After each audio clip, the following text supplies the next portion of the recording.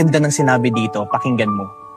Get a partner who matured enough to educate you, matured enough to handle your attitude, matured enough to accept your flaws. Remember, looks are everywhere, but a person with good mindset is rare. Hindi mo kailangan ng partner na maganda at gwapo lang. Madali lang yan.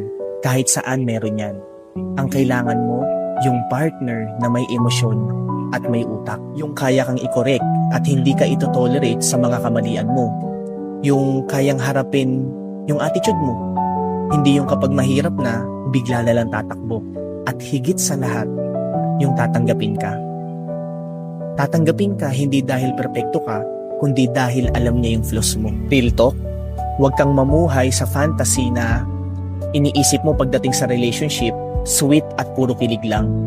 Dahil kung sa kilig lang yung babasihan mo, hindi yun ang totoong relasyon. Kung puro itsura lang yung hahanapin mo, kukupas rin yan.